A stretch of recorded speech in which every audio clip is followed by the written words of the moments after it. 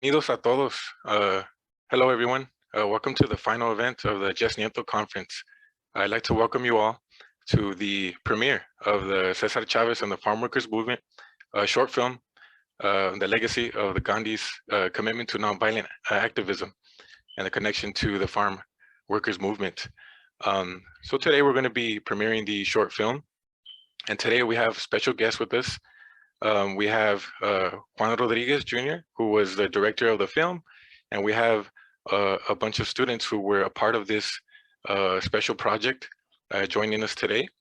We have Edith Mata, Carlos Ervin, Carmen Garcia, who will be joining us in a panel discussion after the film to talk about their experience during this film. And I was also fortunate enough to be part of this film at the 40 Acres. So I'm very happy to be here today. Thank you for having me today. And I will give Juan Rodriguez the floor so he can introduce the film and we can get today started in this final event of the Jess Nieto conference. Thank you, Omar. As you mentioned, you are part of this film. We thank you for being part of it. And also to all the students that were involved in this. They made this project so special for us. And I wasn't the only one involved in the production side. My buddy Gabe is right here behind me, and we are sitting in the exact formation that we did for the past 3 weeks editing this thing, and all the evenings and all the weekends. So this project is filled with a lot of passion, a lot of love, and a lot of great energy within it. And we hope you enjoy it because it certainly is a labor of love. So I'm not sure what else to say other than that, but I hope you all enjoy.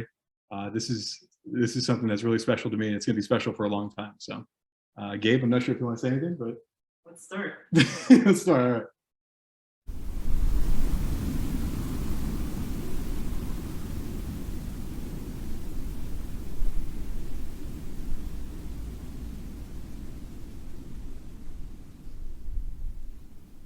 The boycott truly is one of the best forms of struggle for a group such as ours, and it gives the best kind of involvement to people who are willing and who want to help the disadvantaged and the poor. And as a non-violent weapon, it's, I think, be very difficult to find another one that would be superior to it. Dear Mr. Barr, I am sad to hear about your accusations in the press that our union movement and table grape boycott have been successful because we have used violence and terror tactics. If what you say is true, I have been a failure and should withdraw from the struggle, but you are left with the awesome moral responsibility before God and man to come forward with whatever information you have so that corrective action can begin at once.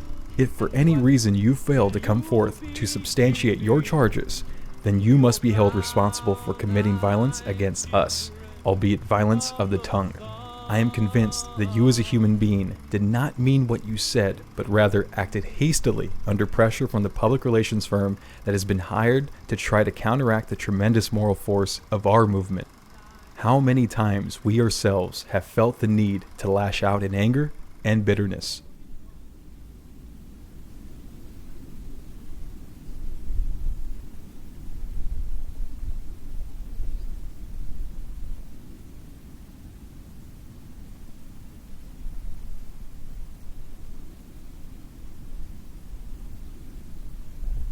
Well, Marc, thank you for having us here today. Well, welcome to the Cesar E. Chavez National Monument, the 398th unit of the National Park Service, where Cesar lived and labored his last quarter century. It's a beautiful location. All the mountains, it feels nice.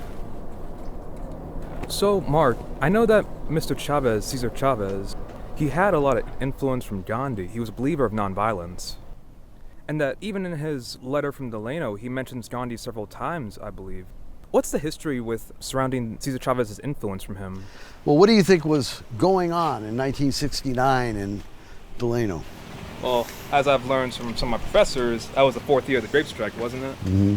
It was, and there was no sign that the growers were going to give up anytime soon. They still refused to recognize the union or to bargain for union contracts. The letter from Delano really did reflect a lot of the lessons Cesar had learned from reading Ghandi beginning in around 1951, when he was only about 24 years old. He started reading books about Ghandi, and then he read all of Gandhi's writings. Did Chavez meditate? You know, the hill right behind us, Cesar was a devout Catholic.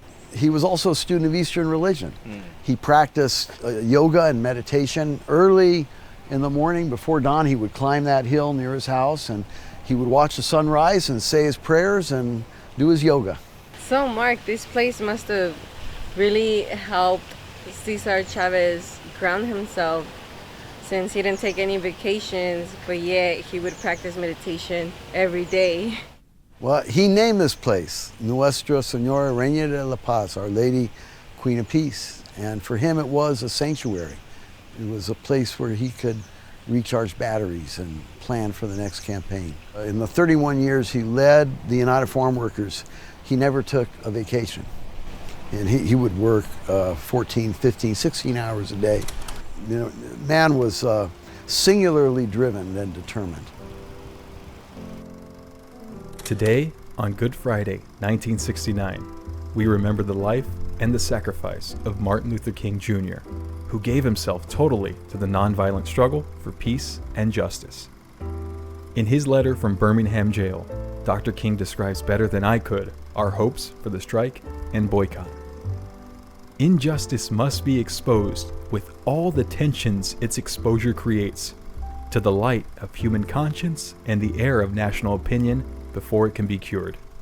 For our part, I admit that we have seized upon every tactic and strategy consistent with the morality of our cause to expose that injustice and thus to heighten the sensitivity of the American conscience so that farm workers will have without bloodshed their own union and the dignity of bargaining with their agribusiness employers. By lying about the nature of our movement, Mr. Barr, you are working against nonviolent social change. Unwittingly, perhaps, you may unleash that other force which our union by discipline and deed, censure and education has sought to avoid, that panacea shortcut, that senseless violence which honors no color, class, or neighborhood. So Marc, a letter from Delano has its comparisons to MLK's A Letter from Birmingham Jail, correct? Very much. Cesar was heavily influenced by Dr. King, read the letter from the Birmingham jail, was very moved by it. So Mr. Barr accused Cesar Chavez of using violence during his movement. However, we know that Cesar Chavez practiced nonviolence. So when and how did Cesar Chavez learn about nonviolence and people like Ghandi? Cesar first discovered Ghandi through his parish priest, Father Donald McDonald, in the East San Jose barrio of Salsipuedes around 1951. He read everything he could find about Ghandi, books about him and books by him. Cesar came to see these lessons from Ghandi, especially nonviolence and the boycott, which were closely linked, by following Dr. King's career, beginning with the 1955-56 Montgomery bus boycott that Rosa Parks began. Cesar would say that when he read newspaper accounts of the bus boycott, that the words would fly off the pages to him. So Cesar Chavez, United Farm Workers Movement, one of the most famous tactics they used was the boycott. What sort of precedence was there for this in the American labor movement at the time?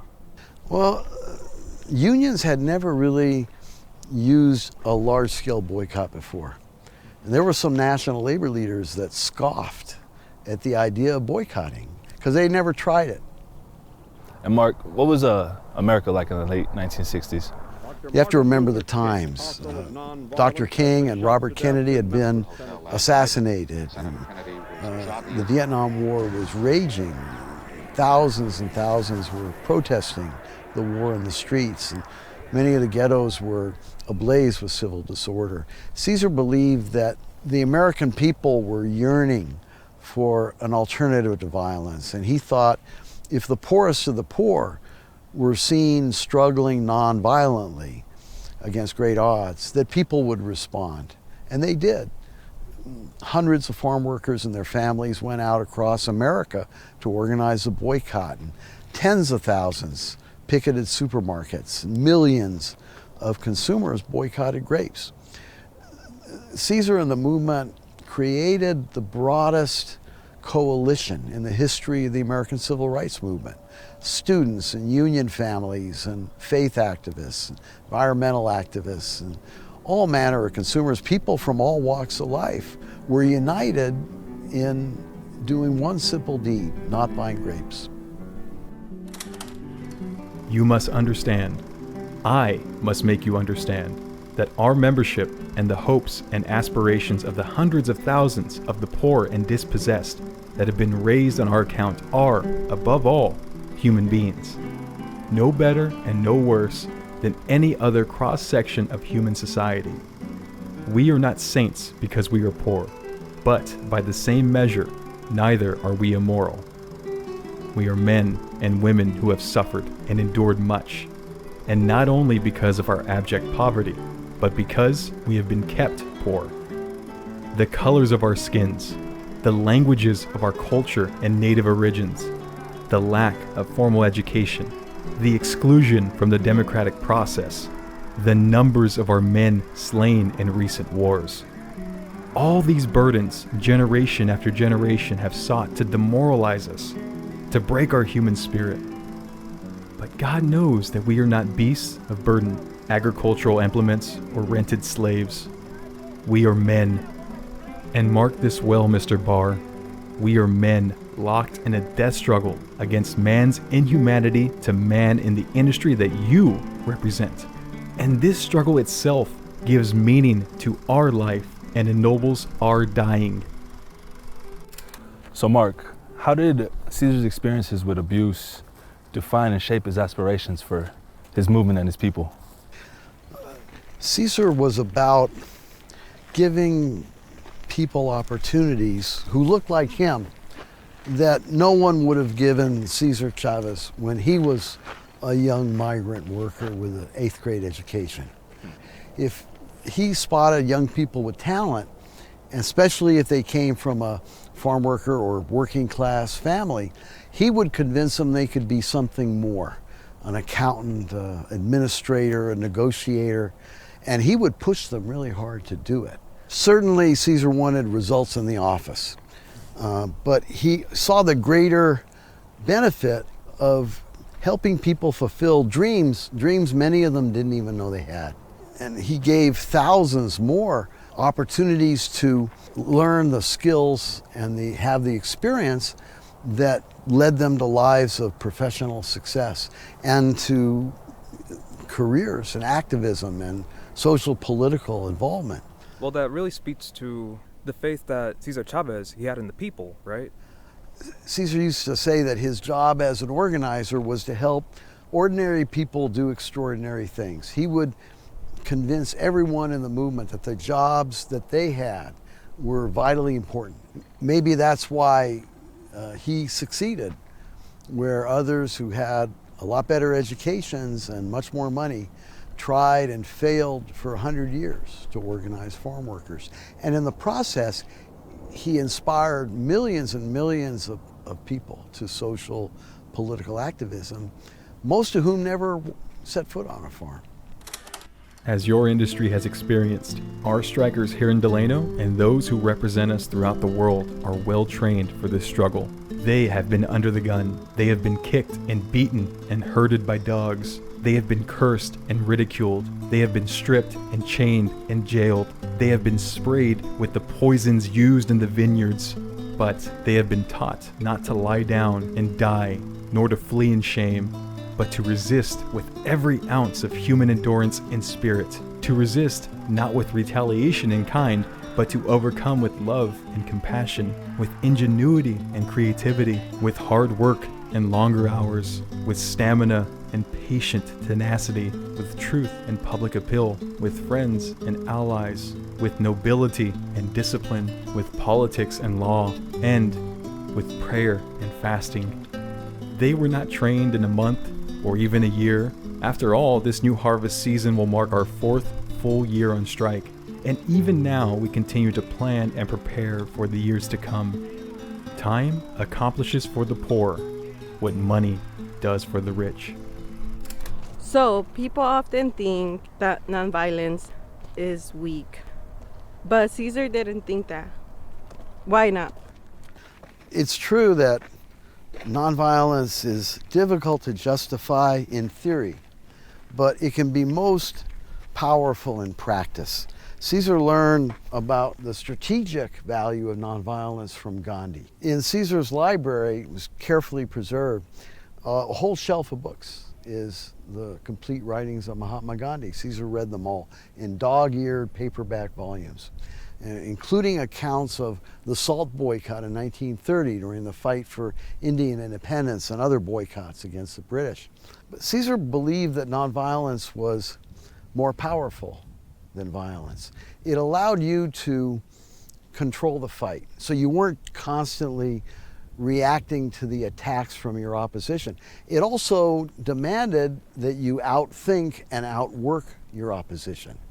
You had to be smarter, more determined, more committed to the cause over time. But if nonviolence was only a strategy, and if it didn't work, then you could resort to violence. So Cesar believed that you had to balance the understanding of nonviolence with a commitment to its moral imperative. Cesar was a devout Catholic. He practiced Eastern religion, including Zen Buddhism, and he believed that human life is a very special thing. It's a gift from God, and no one has a right to take it for any reason or for any cause, no matter how just it might be. So how did the boycott fit in with the nonviolence? The boycott allowed the farm workers to switch the scene of battle from the fields and vineyards where the odds were stacked heavily against them to the cities where the farm workers had a chance.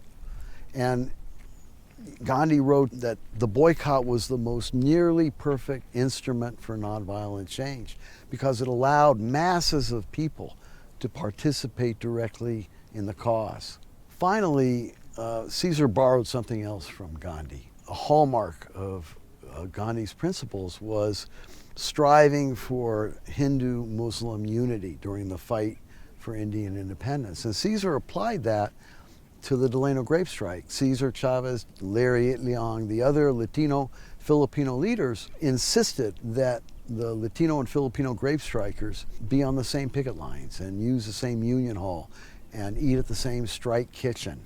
And it was that solidarity between the races that was a key factor in the success of the 5-year-long Delano grape strike and in establishing the United Farm Workers as the first enduring farm worker union in American history.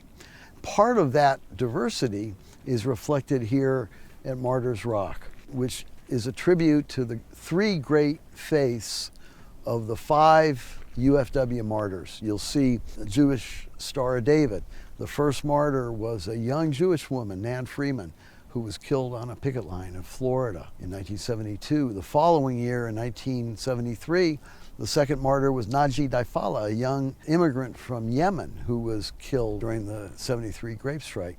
And then a few days later, the third martyr was Juan de la Cruz, who was a Latino Catholic. And then the 2 other martyrs, Rufino Contreras and Rene Lopez, were also male Latino Catholics. So the farm worker movement was really reflective of the diversity that farm labor was back in the 60s and 70s, and also the broad coalition of supporters of farm workers attracted, one of whom was Nan Freeman. This is not to pretend that we have everywhere been successful enough or that we have not made mistakes. And while we do not belittle or underestimate our adversaries, for they are the rich and the powerful and they possess the land, we are not afraid, nor do we cringe from the confrontation. We welcome it. We have planned for it. We know that our cause is just, that history is a story of social revolution, and that the poor shall inherit the land. So the farm worker movement began in Delano, right? That's true. Welcome to the 40 Acres, which was the first permanent home of the movement, starting around 1969 during the Delano grape strike. We're here at the Agbaani village, which was the first retirement home for elderly and displaced Filipino farm workers who didn't have any other place to live, and they lived out their lives here in comfort and security. So since nonviolence and perseverance comes hand in hand, how did that play out for Cesar Chavez and the farm worker movement? you have to remember, in the 60s, when the movement began, all the odds were arrayed against farm workers. The growers controlled the courts and the cops and all the legal, economic, social, political institutions in rural California. For 100 years, all farm worker strikes and unions had been brutally crushed. And it was no different here in Delano when the Delano grape strike began in 1965.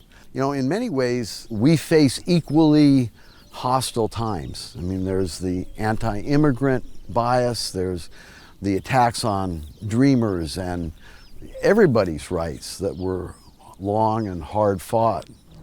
Marc, if Cesar Chavez was alive today, what would he be working on?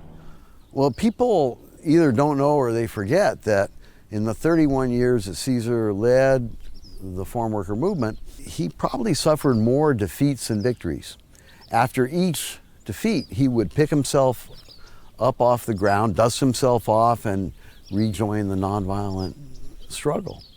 You know, he used to say that our work isn't like a baseball game. You know, you have 9 innings and whatever team has the most runs at the end wins and the other team loses. And it's not like a political contest where, you know, one candidate gets more votes on election day and all the other candidates lose. He said, in our work, in La Causa, the only time you lose is when you stop fighting. And so I think the lesson was clear, you know, that victory will be ours if we persist, if we resist, and if we refuse to give up. Persistence was key. That's right. Once again, I appeal to you as the representative of your industry and as a man. I ask you to recognize and bargain with our union before the economic pressure of the boycott and strike takes an irrevocable toll. But if not, I ask you to at least sit down with us to discuss the safeguards necessary to keep our historical struggle free of violence. I make this appeal because, as one of the leaders of our nonviolent movement, I know and accept my responsibility for preventing, if possible, the destruction of human life and property. For these reasons, and knowing of Gandhi's admonition that fasting is the last resort in place of the sword, during a most critical time in our movement, last February 1968, I undertook a 25-day fast. I repeat to you the principle enunciated to the membership at the start of the fast. If to build our union required the deliberate taking of life, either the life of a grower or his child, or the life of a farm worker or his child, then I choose not to see the union built.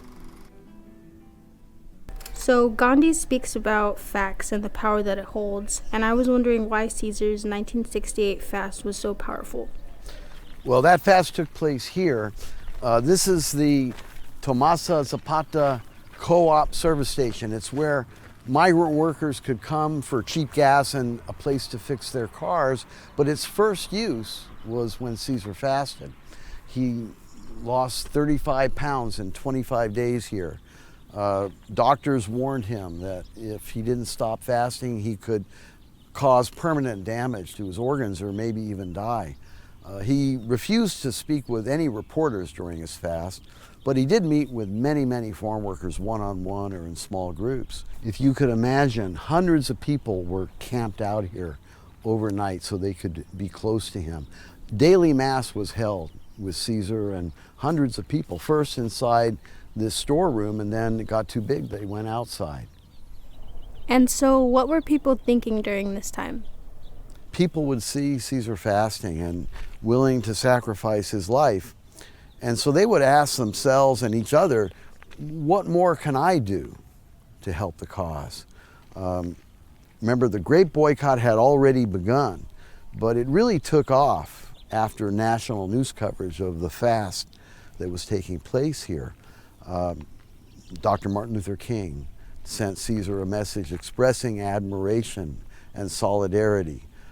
Senator Robert Kennedy came here on the last day of the fast to visit with Cesar and then accompany him to a mass at Memorial Park in Delano. Senator Kennedy said that he had come to Delano out of respect for one of the heroic figures of our time. Cesar was too weak to speak, but a statement was read for him, and in part he said, It is my deepest belief that only by giving our lives do we find life. I'm convinced that the truest act of courage, the strongest act of manliness, is to sacrifice ourselves for others in a totally nonviolent struggle for justice. He said, to be a man is to suffer for others. God help us to be men. Mr. Barr, let me be painfully honest with you. You must understand these things. We advocate militant nonviolence as our means for social revolution and to achieve justice for our people. But we are not blind or deaf to the desperate and moody winds of human frustration, impatience, and rage that blow among us. Ghandi himself admitted that if his only choice were cowardice or violence, he would choose violence. Men are not angels, and the time and tide wait for no man. Precisely because of these powerful human emotions, we have tried to involve masses of people in their own struggle. Participation and self-determination remain the best experience of freedom, and free men instinctively prefer democratic change and even protect the rights guaranteed to seek it. Only the enslaved in despair have need of violent overthrow. Marc, what prompted the fast in 1968? Well, Cesar was fasting in a tiny room in this co-op service station behind us. But in 1968, this was the hungry winter of that year. You know, the Thule fog blankets the valley, and for farm workers, there's very little work in the winter time. It was 2.5 years into the strike. There was no sign that the growers were going to give in anytime soon. Some of the young male strikers were becoming impatient, and there was talk about retaliating in kind against the abuse and violence that was being visited on them on the picket line. So how did Cesar respond to some of the strikers talking about wanting to resort to violence? Some of the strikers quit. Some of the staff quit out of disagreement with Cesar over nonviolence. But most people's hearts were moved by the fast. All the talk of violence ceased, and Cesar won the argument. This letter does not express all that is in my heart, Mr. Barr, but if it says nothing else, it says that we do not hate you or rejoice to see your industry destroyed. We hate the agribusiness system that seeks to keep us enslaved, and we shall overcome and change it not by retaliation or bloodshed, but by a determined, non-violent struggle carried on by those masses of farm workers who intend to be free and human. So it's interesting how Ghandi influenced Chavez, but how did Chavez influence his people? And what does that mean for us today? Well, Emily, so much about Ghandi was about his faith and spirituality. It was the same thing with Cesar. Cesar didn't talk much about his achievements, but he was insightful in one speech he delivered to the Commonwealth Club of California in San Francisco in 1984. And in that speech, he tapped his own faith when he said, "Someday we shall realize the fulfillment of that passage from the Gospel of Matthew in the New Testament, that the last shall be first and the first shall be last." Cesar came later in life to understand that his work had gone far beyond farm workers, that it had touched millions of Latinos and people from all walks of life who never worked on a farm. That insight's reflected in another part of that speech to the Commonwealth Club, when Cesar said, "Once social change begins, it cannot be reversed. You cannot uneducate the person who has learned to read.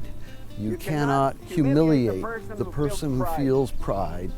You cannot oppress the people who are not afraid anymore." Regardless of what the future holds for farm workers, our accomplishments cannot be undone. La causa, our cause, doesn't have to be experienced twice. The day will come when the politicians will do the right thing for our people out of political necessity and not out of charity or idealism. And on that day, our nation shall fulfill its creed, and that fulfillment shall enrich us all. Thank you very much.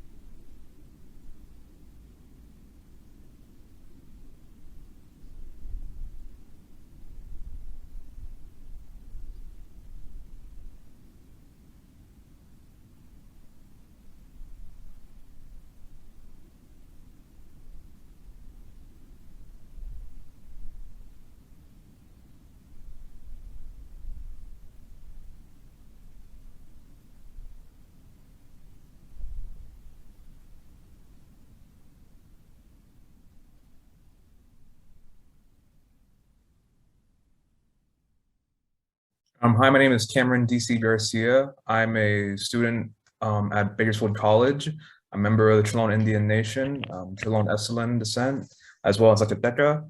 I was very happy with how the film turned out. Juan, you guys did an amazing job doing it. And yeah, also, yeah, SEI shirt, yeah. Represent your local unions.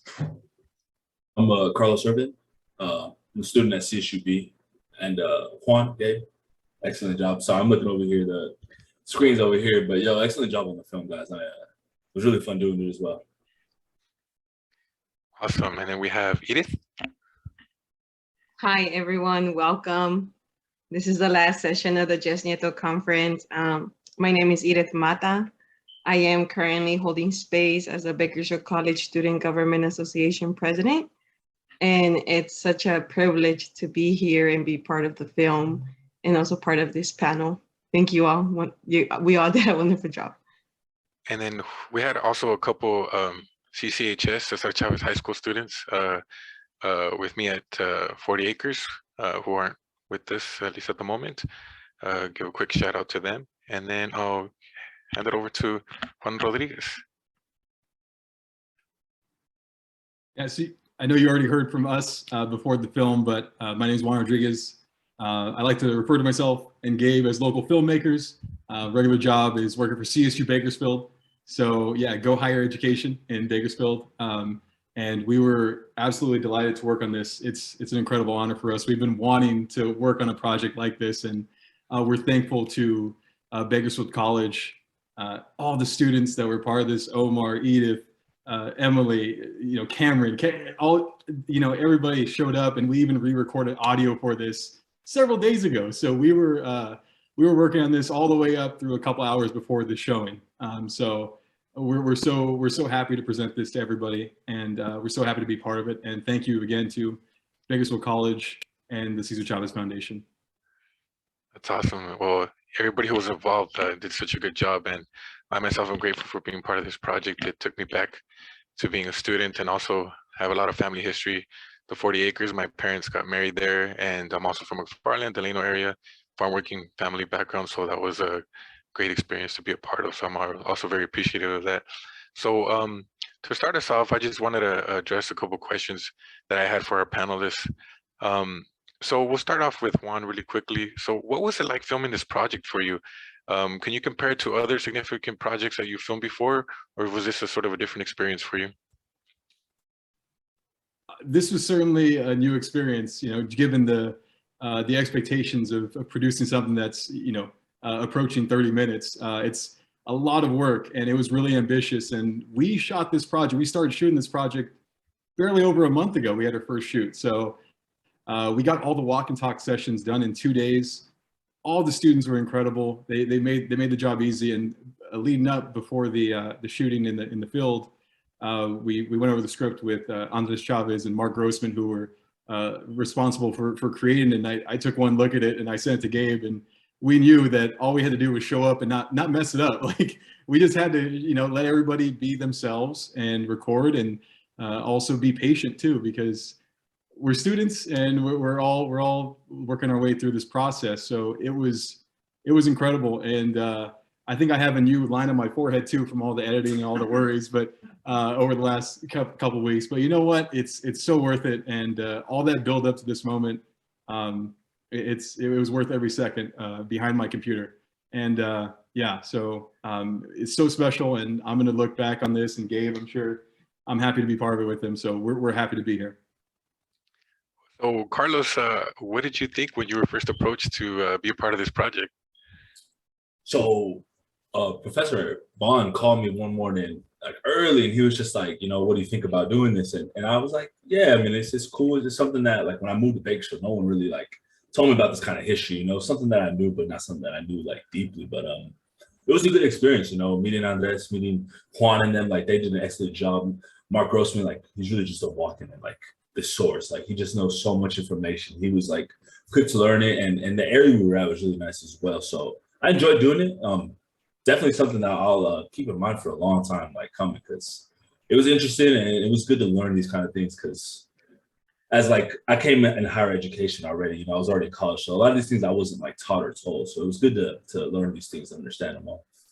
Yeah, that's awesome. Yeah, I mean, it took me back, I know myself, to my, days in undergrad where, as a young, Chicano student from the Central Valley at Sacramento State, I wrote a paper about Cesar Chavez and the farm workers movement, and it took me back to those days. And then, like you mentioned, Marc is just such a historian in himself, and I just felt like a student again, and I learn from my students all the time, right? So it's just one of those moments where you appreciate, right? And as Juan mentioned, just the process of the filmmaking it's a time-consuming process, as he mentions. I'm sure it was, but definitely worth the time and effort. We know we ran into some audio difficulties towards the end there. We'll talk about that in a minute, but it was definitely worth it, I'm sure. What about you, Cameron? What did you think when they first approached you with this project? I got reached out to by Mr. Andrew Bond, and reached out to me on Discord asking, hey, we need some students for this film. And I'm like, oh, what's the film about? And he says, well, it's gonna be about the United Farm Workers Movement, Cesar Chavez. We have to go out to La Paz.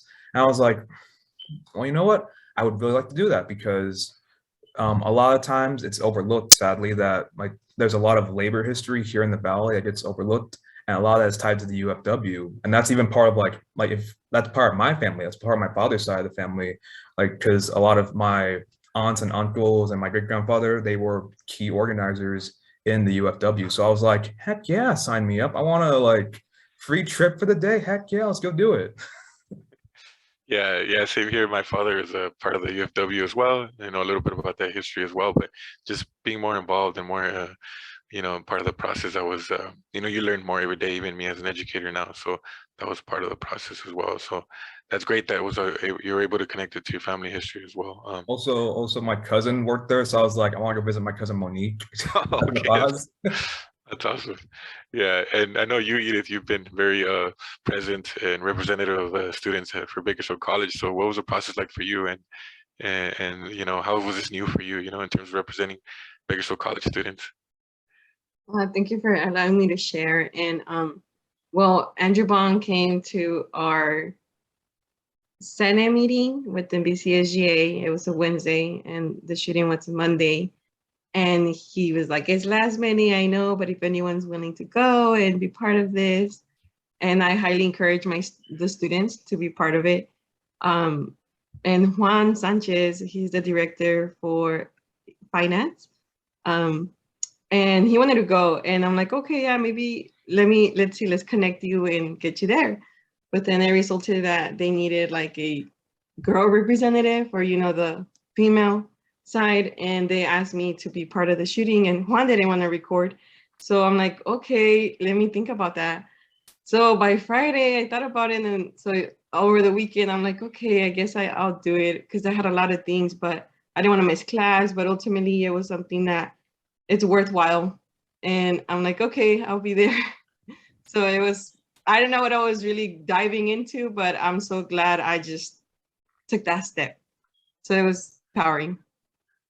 That's awesome. Yeah, I didn't really know either. I just know I heard like, hey, there's going to be some students there. There's going to be some educators there, and then it turned out to be I was one of the only educators actually in the video. But it was fun though. It was cool, and I got to, like I said, I got to learn a lot from some of the students there, the filmmakers too, and then Andres Chavez was awesome. Learned a lot from him as well, and we found out we had mutual acquaintances and things like that. And then Marc was just amazing. We even talked a little bit about other interests like boxing, which I'm a big fan of, and connected that way as well. So it's always fun to connect in many ways and learn about some of the history that were a focus, that day. What were some of the challenges for some of our students involved in this project here? And I'll just, leave the floor to whoever wants to maybe take a shot at answering that. Maybe some of the challenges for you involved in this project, to some of our students here. Whoever wants to address that.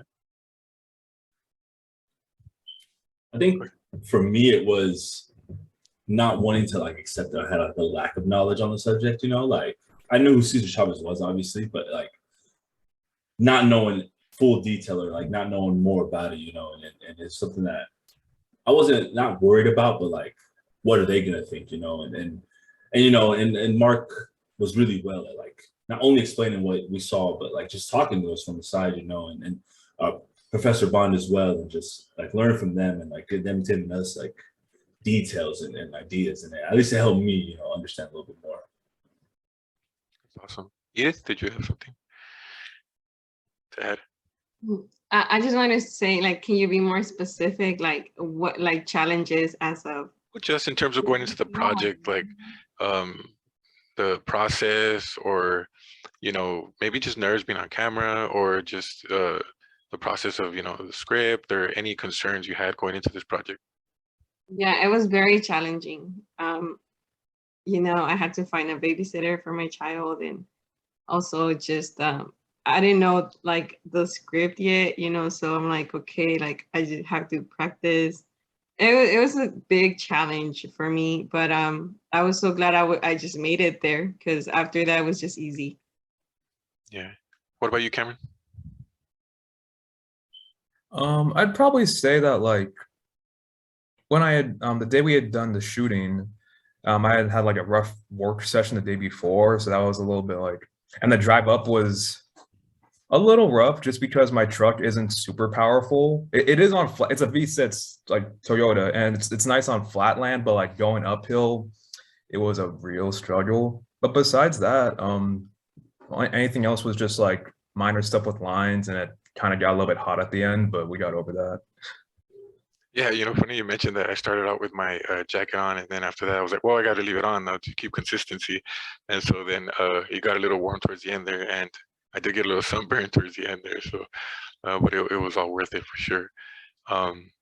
So in terms of going back to the filming, Juan, what are some of the sort of major obstacles and challenges that you faced filming this project for the film crew?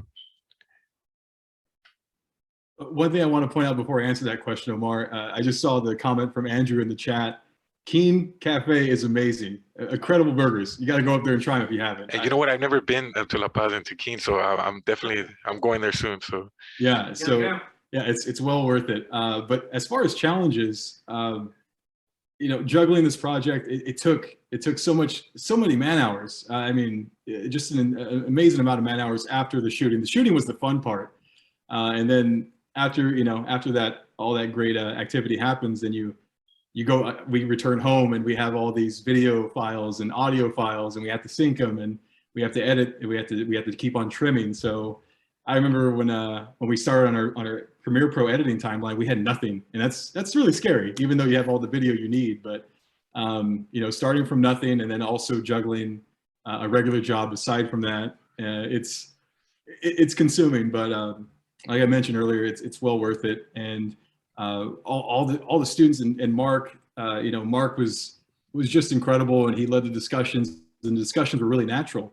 And I think that really helped the pacing of this piece too. And the 30 minutes really flew by watching that right now. So, and I've watched it about 100 times. So it probably should drag on the most for me out of anybody. But yeah, so it's just a great challenges all throughout the project, and challenges that we accepted and that we've grown from. So the final cut was around 28 minutes or so. So how much footage did you guys have towards, you know, when you guys finished recording towards the end there?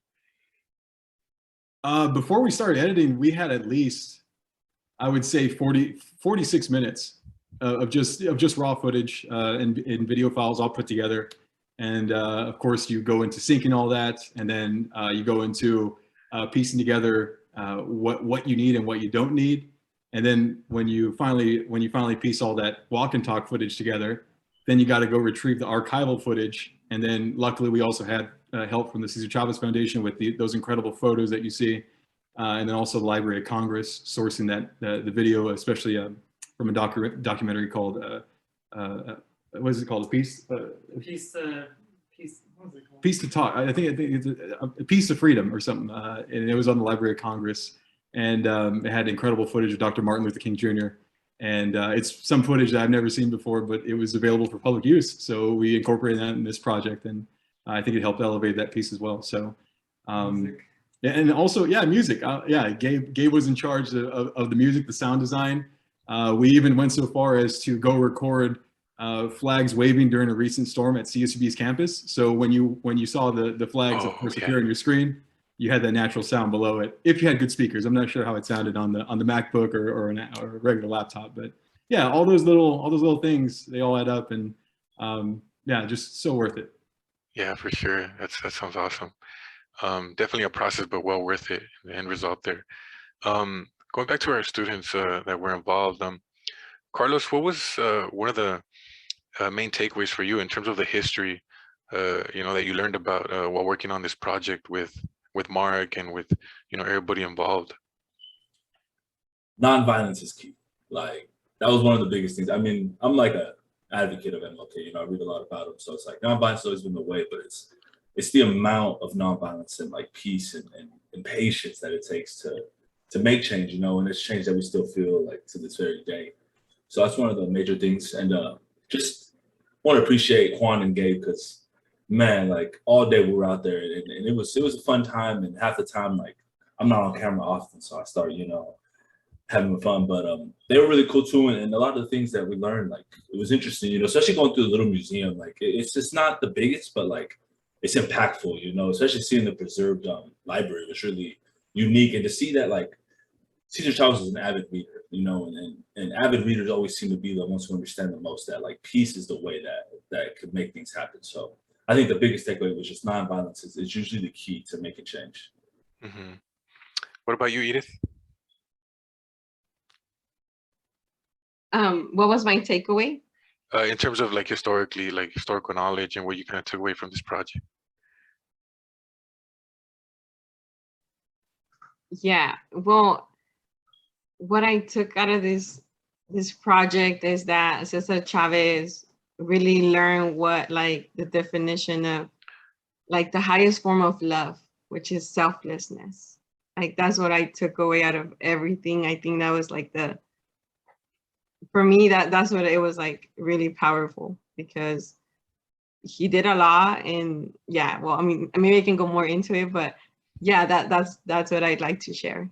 And also that he understood that humans are like nature itself, and he understood that the land needed to be protected, and the vibrations of the land are so high. I mean, I seen 3 hawks while I was there filming, and it was just powerful to just have that medicine there.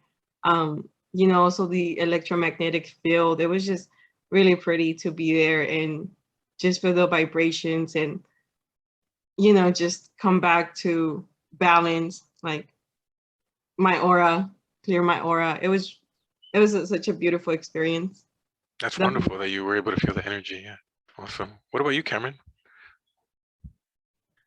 I would say my biggest takeaway from this whole experience was just like the immense amount of history that is just in this one little county alone, going all the way up to to Tulare County. It's like this little section of Central Valley, there was just so much history. And talking with Marc, talking with Andreas, it was just, I can't even, it's hard to even describe, because how do you describe people like them? How do you describe that sort of history?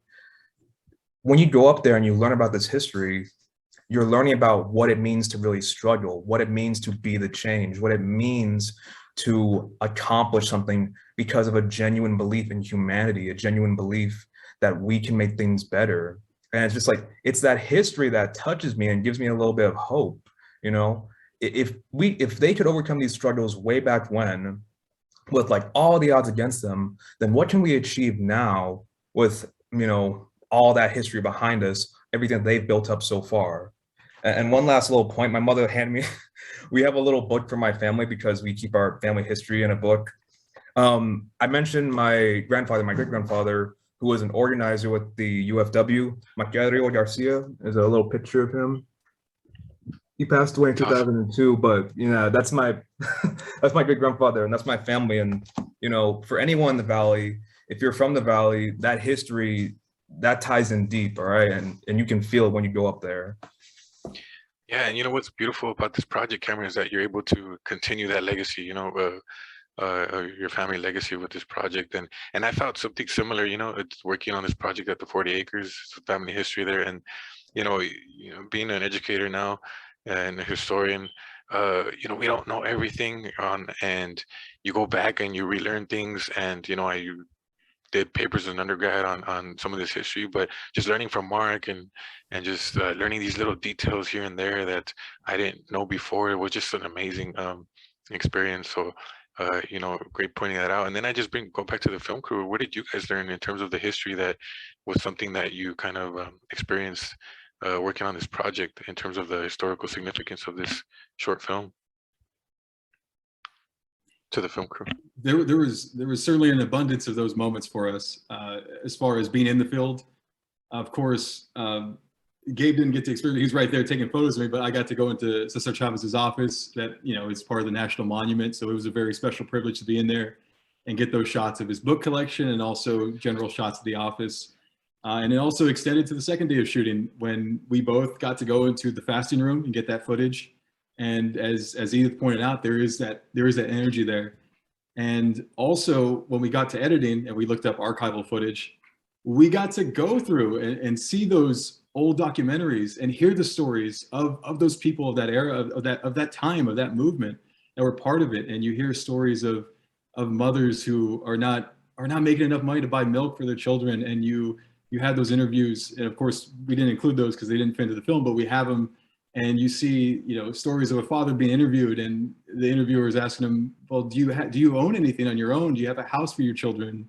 He's saying no, and of course it's because they're not, they don't have they don't have the right amount of pay. They're wanting a fair pay, and also those struggles are still happening today. So the accomplishments that the farm worker movement had with Cesar Chavez and the UFW, it's still continuing today, and it gives us a platform to know what works and to know how solidarity can be effective in nonviolent ways. And it's just rejuvenating to be part of that and see that and know that the struggles that are happening right now, they're no different than the past, and we can overcome them because humans are capable of extraordinary things.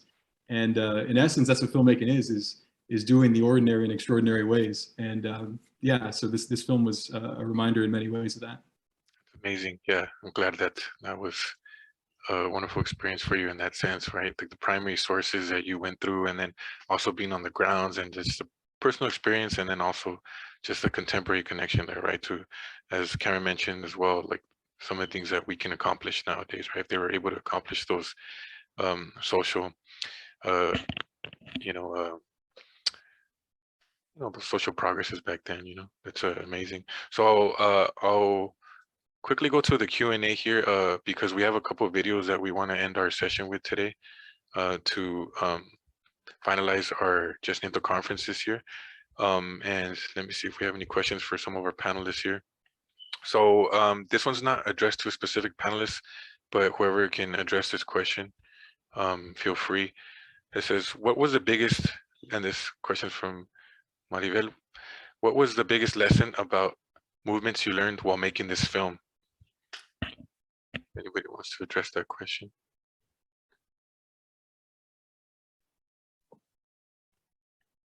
I can go. Go ahead.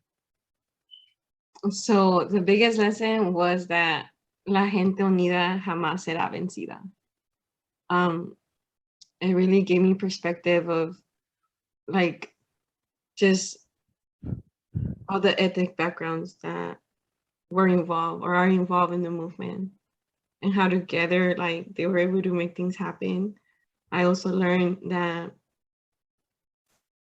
it evolves, right? The movement evolves, and also women were a big part of it, and they continue to be a big part of it. And they're like the backbone. They're the backbone. And I just think that should be more like out there, like we should talk about it more. And also another thing that I just think is really powerful, how do I put it into words? Sorry, it slipped my mind. It's just a lot. No, you're okay. Yeah, I agree. There's definitely a history where you can focus on the gendered significance here for women, of course, that were very involved in the movement, right? We have another question here. What was the most impactful thing that you all learned about the movement and Cesar Chavez's commitment to nonviolence as a key to change? And what would you do if you were one of the activists during the time? And so maybe a couple of you can address this question.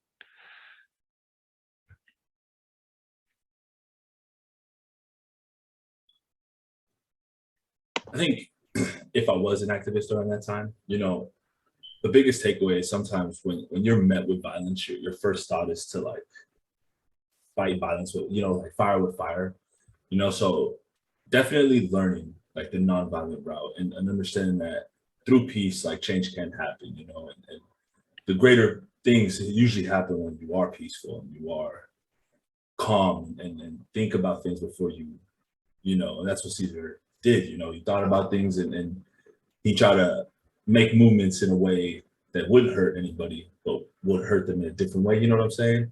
So I think that's one, at least for me, you know, that would be one of the key things I try to hone in on during that time, was just learning how to keep that peace and how to bring that peace within yourself. I think I also wanted to add that just the sheer energy and like the revolutionary, the social revolutionary power that the movement had, the connections that everyone had, like Edith and everyone else had mentioned, of solidarity between all ethnicities, all religions. They each were truly one people, everyone was fighting the same struggle. They're eating in the same kitchens. I think that's what's lacking today in certain movements that are happening, not just here in the US, but worldwide. We need to find that connection to the struggle, to la causa that continues, not just in the farmworker movement, but across all social and political struggles that are out there. We need to rediscover that inner oneness as to, you know, fight back against these you know, these powerful interests that are you know, the same forces that Cesar and the movement fought back in the day. They're still there. They're still out there to, you know, do what they do. Everyone knows. And so I think we need to, if you want to keep preserving this legacy that Cesar and many other leaders during the civil rights movement and that created for us, that built this legacy, we need to rediscover that passion, that fire, to come together and to have it endure. Because and to continue the nonviolent struggle, to be determined, because that's the only way that we can find true, that's the only way that we can find, sorry. That's the only way that we can, have our power, or I'm sorry, I'm just losing my mind right now. Oh no, I think you're right on point there. Multicultural, multiracial unity will help us move forward. Yeah, for sure. So I think we have time for maybe one more question. Let me look at the questions here. So it says this one goes to Juan. Juan, do you ever do any outreach or coaching for youth filmmakers or future documentarians? And are you open to collaborating or serving in grant projects related to teaching young people about filmmaking? I have not done any of that currently, but I would certainly be open to that and love to. And I have a very abundant love for filmmaking and being behind the camera. So if anyone ever had any questions, I can talk your ear off. You're probably gonna ask me to leave before before anything. So yeah, I would love to, and I would be honored.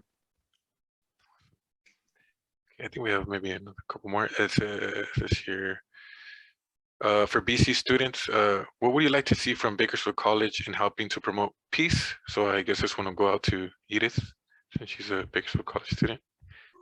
Thank you. Yeah, so I would really like to see an ethnic studies program, a Chicano center, more art displayed around campus, like actual murals on the walls, because they picked it with even monarch butterflies and really make it like cultural and more like, just telling people that they're any color, any walk of life, that you're welcome here to get an education and continue higher education. And when it regards to like supporting farm work, yeah, like supporting farm workers. I feel like education is very key because many of our students come from migrant workers, especially here in the Central Valley.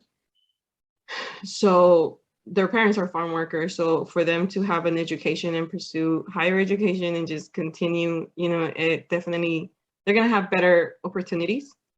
And I think that's what I would like to see. And like currently, as Bakersfield College Student Government Association president, I am working on a bill that basically on efforts regarding equity, accessibility, anti-racism, and to establish a committee within the association. So basically that students can come and feel safe and also have funding and just organize, right? Like host events and make it something that's like college-wide, that everybody knows about it. So I think as just a leader and activist, that's the route that's the legacy that I'll leave, that I hope to leave. And I hope that, students at our campus support it and come out and voice that, because ultimately the power is within the student body. Thank you. I'll leave it at that. Okay, we have time for one last question. This one goes for Cameron. How are you continuing your activism after working on this film? And what are your plans to support farm workers now? Well, at the moment, I'm working right now. As I mentioned before, I'm working and I'm going to school at the same time. I'm going to be finishing up my last semester at BC. And I'm going to be graduating with 2 AAs in political science and anthropology, and I'll be continuing my education over to Fresno State University. And hopefully, I hope to eventually become a professor, and so I can, teach some fools about some history and anthropology, all this good stuff. When it comes to the UFW and when it comes to activism here, organizing, I would say that, I'm only one person. I can only do so much, but I will do the absolute most I can to, because a lot of people, especially here for Bakersfield, because Bakersfield's a very rough place to live in, economically speaking, sometimes politically speaking. I want to eventually, come back to my community, because I've lived here my entire life. My family's lived here, for 150 years. And I can't see myself living really anywhere else. I can go vacation other places maybe, but I can't live anywhere else. And I would say that I'm going to do what I can, and I'm going to hopefully make some big moves eventually in the future with some other good people like Edith, people like, hopefully like Carlos and all these other people like Mr. Bond, is y'all are good people. And I guess to end it off with, I would say that for anyone else who wants to continue that legacy of the farm workers movement, of the labor movement, there's so much history that needs to be learned and needs to be preserved. Get involved with your community. And I don't mean this like just saying, get involved with your community, et cetera, et cetera. No, I mean, I would say get involved with organizations like the UFW, with the SEIU, with your local labor unions, with your local community organizations, build alternative dual power structures, et cetera, and supplement your education. Read up for yourself about this sort of history, about theory, about gardening, about all these things that we can do to build ourselves up. Don't wait for it to happen. You need to do it. And that's my big hot take for the night. Nicely put, Cameron. That was great. Okay, well, that concludes our panel discussion and our Q&A. I want to thank all our panelists for being here and the wonderful job that everybody did with this project. And so for now, I want to introduce this video. There's a special presentation of the poem, Streets of the Sunset Camp, written and read by Jorge Guillén.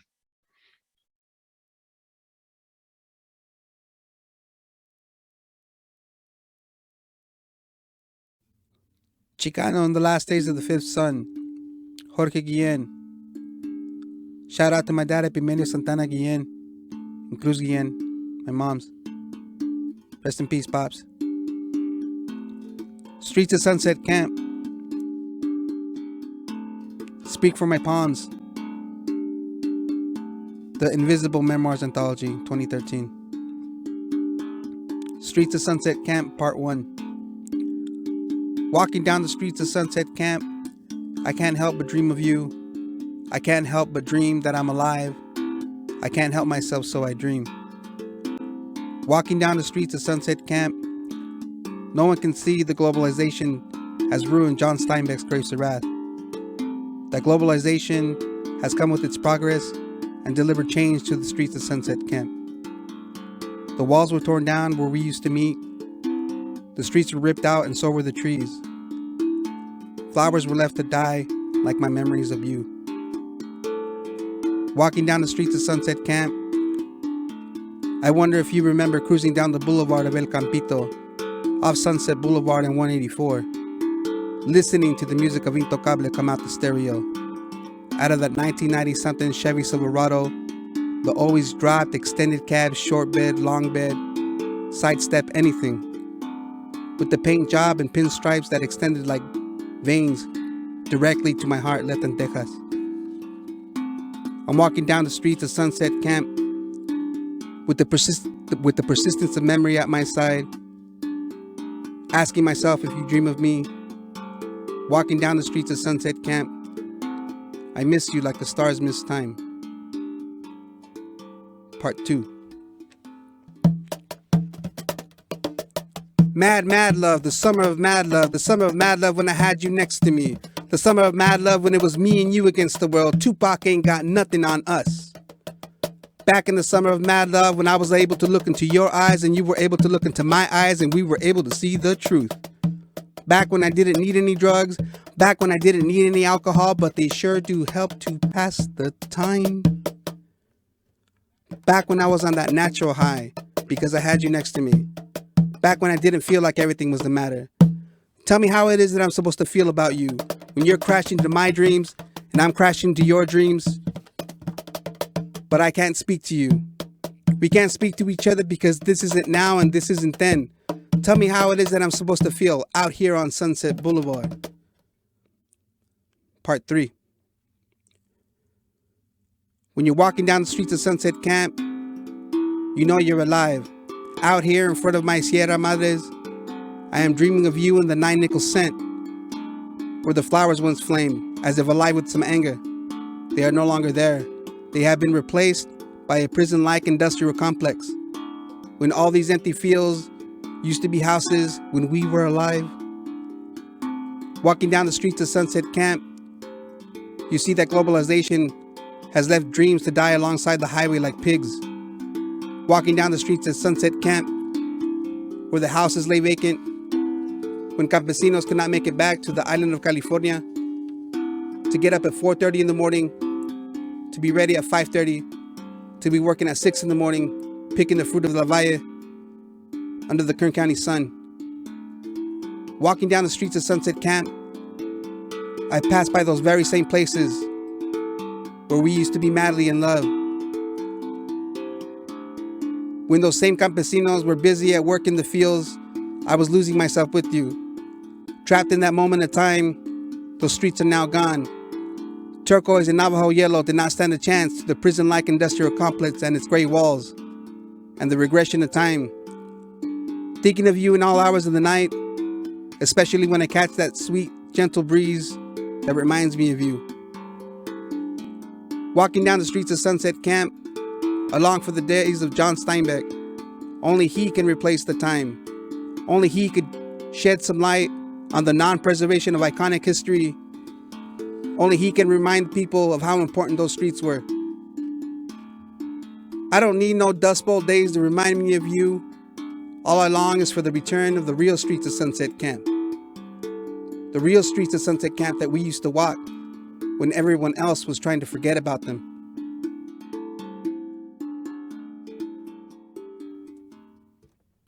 Part 4. Out here in the field of rockets. Out here in the field of rockets, red glare. Out here under the stars, under those particular stars, when I had you next to me, where we made love. Do you understand how it is that I feel right now? Do you understand how I exist? I'm 30 years old and I've already had a midlife crisis. Don't tell me how it is that I should feel about you. Don't tell me how it is that I should remember you. Don't you know that I'm still thinking about you when we're crashing into each other's dreams? This is the future and whatever it is that's in front of you. In that field of rockets, right next to the water tower and the pool where the little boy drowned, I still remember you, feeling like Fats Domino in Lamont. Part 5.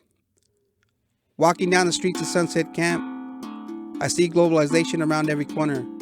I see globalization has tore down the walls once erected for John Steinbeck's Grapes of Wrath, that once allowed an Okie to escape the dust and forget his past, that once allowed these campesinos to be free, that once reminded people of the working man.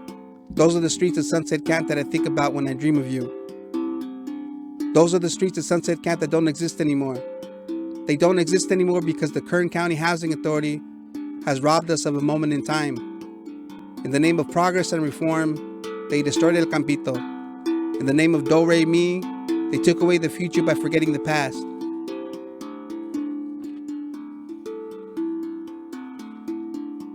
They took away El Campito. They took away the streets. They took away the boulevard. They took away my past by forgetting the future. The housing authority right here in Kern County, they tore down the houses that were vacant when you fell from my bike and your chanclas went up in the air. They tore down the basketball courts where we played the Chiboliones when we Bolíon for pride and $5. Best 2 out of 3. They tore down the houses, replacing them with fields of grass.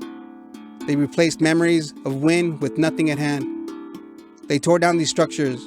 They ripped out connections to Texas, New Mexico, and Arizona with the last renovation. And now the only people who come are from Coachella, who don't know about the streets of Sunset Camp, who don't know about my memories of you,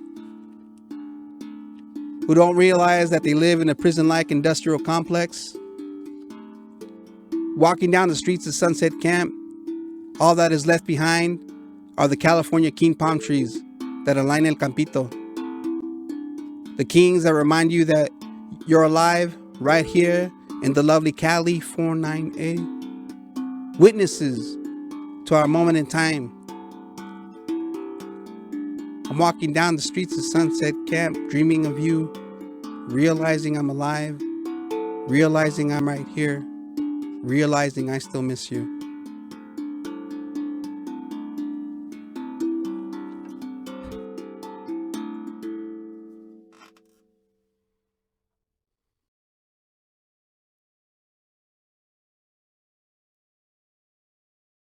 Right, everyone.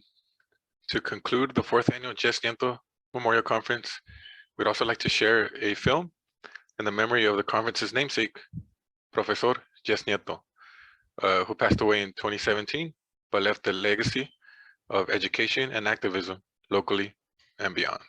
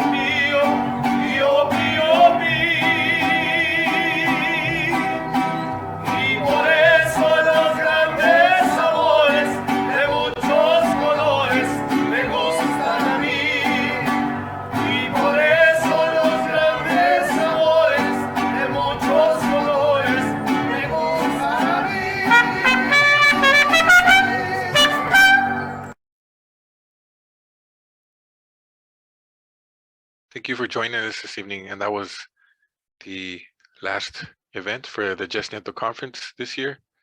Have a great evening.